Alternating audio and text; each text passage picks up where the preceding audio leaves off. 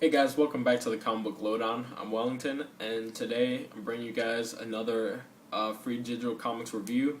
I just woke up from a nap, been really tired, so my memory's kind of failing me a little bit. But after reviewing some of the comics, or the comics that I read for this, I only have two for you guys, seeing as how I was so tired. I'm just gonna start with a more recent one, and then I'm gonna go to the old one because I still stuck with something a little more recent, and then something a little old. This is really old too. So I'll start with the recent one though, and this is Toxin issue number 1. This is written by Peter Milligan and art by or pencils by Derek Robertson, and this covers the character. I don't know. His name is Pat. I forgot his last name. He's a former cop. I think he quit being a police officer and left his family to pretty much continue policing, but as a symbiote, as the Toxin symbiote.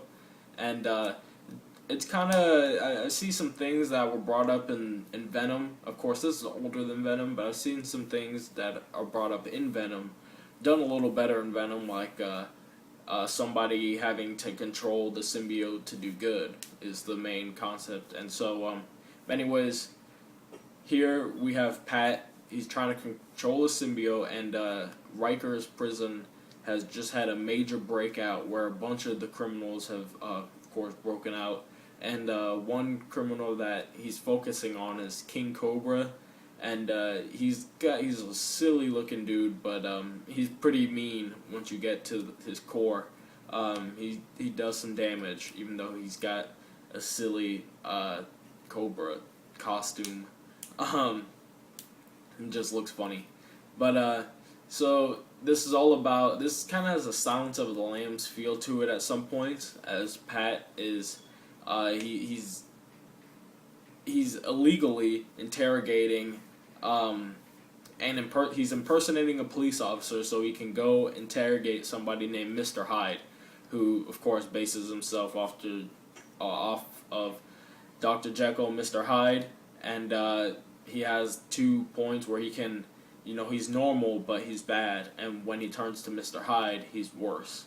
And this focuses on a lot of, like, just the book Dr. Jekyll and Mr. Hyde a lot, in the concept of, symbiotes are, they're regular, at least in this case, he's a regular good guy with good intentions, but if he loses control of the symbiote, he's a monster as Toxin. He never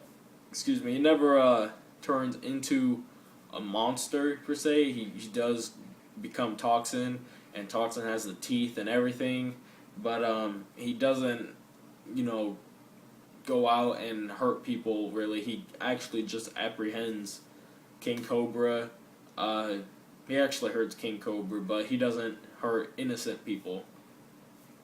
He apprehends him, and Spider-Man has been following him a little bit, and he brings up another person that escaped named, I think it was Razorhands, and this guy is just a huge jack dude, and he lost his arms, and instead of getting arms back, prosthetic arms that he was given, he decided that he wanted razor blades better, and so now of course he kills people with the razor blade arms. And so Spider-Man's like, well, I've got way too much on my plate with all these supervillains lately. Why don't you go after this guy? And so that's where we're pretty much left off, as Toxin's gonna go after this guy. And so the story is actually fun. It's a fun read. It's like if you made Toxin the Venom book.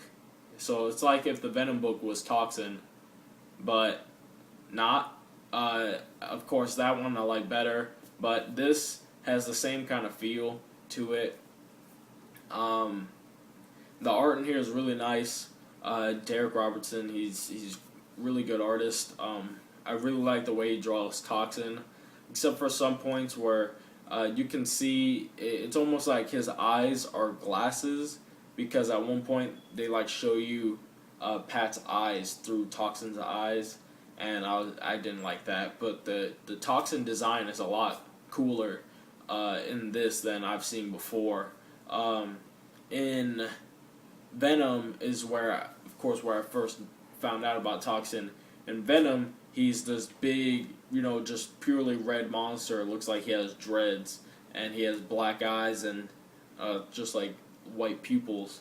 And he's a huge monster, and he's got the tentacles and stuff, and he kind of looks like Carnage's dog.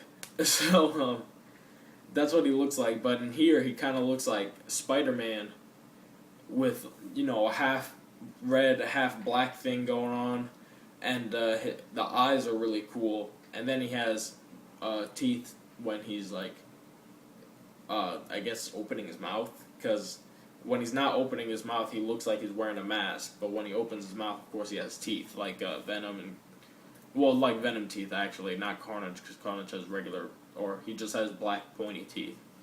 But yeah, so there's that. I recommend it.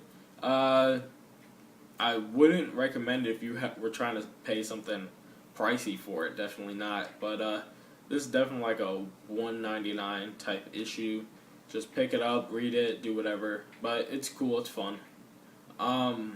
Second, for the old issue, Fantastic Four issue number 1 by Stan Lee and Jack Kirby.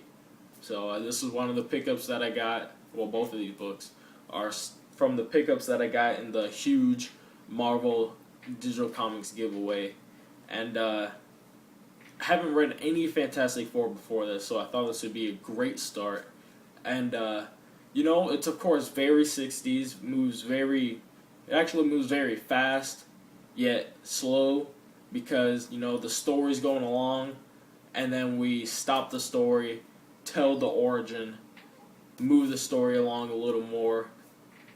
We move it on, everybody knows the story about how the Fantastic Four became them, cosmic rays and all that kind of stuff.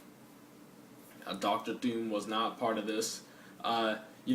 It's funny. I love how, all the villains to start this great, franchise off of. Marvel started off of this book. So, you have the Fantastic Four, and their greatest villain is Doctor Doom. And he's not created yet. What we get is, it's not Doctor Doom, it's not, of course, not Galactus, it's not the Silver Surfer, it's the Mole Man. And we all know the Mole Man is corny, and he's cheesy, and he's, short mole-looking dude, and he's the first villain for the Fantastic Four, and, he doesn't really put up much of a fight. They kind of make do with himself really easily, but his monsters are a little more trouble, and it's a great story, honestly. I can't really tell you guys anything that you don't really know.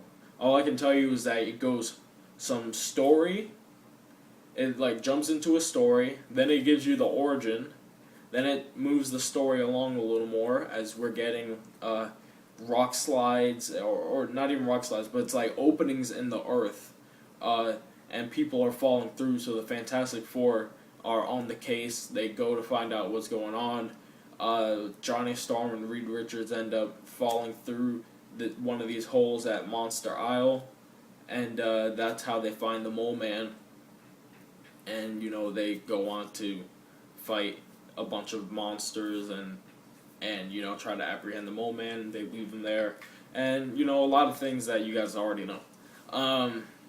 But yeah, so again, story, origin, more story, and then it gives you the origin to the Mole Man, how, he's not accepted in the surface world, so he goes to the center of the earth and conquers the monsters to the center of the earth, and becomes their king, and he has some kind of plan to rule the surface world using his monsters, and that plan falls after the Fantastic Four handle him.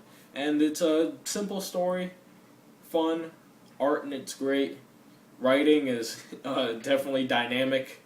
Stan Lee was pulling out or he wasn't pulling any punches. He was throwing out all the the vernacular he possibly could, and it was a fun story. So definitely keep in mind, keep your '60s mind on if you read this. But if you do that, you have a good time with it. I recommend both of the books that I reviewed today, and that's pretty much it. Got nothing more really to say. I guess I might as well just tell you guys this now.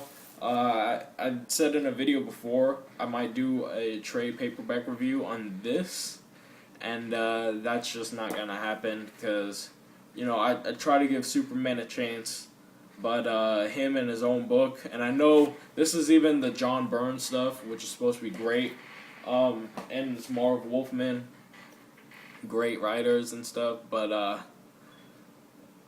he's just not my character. I can't get through it.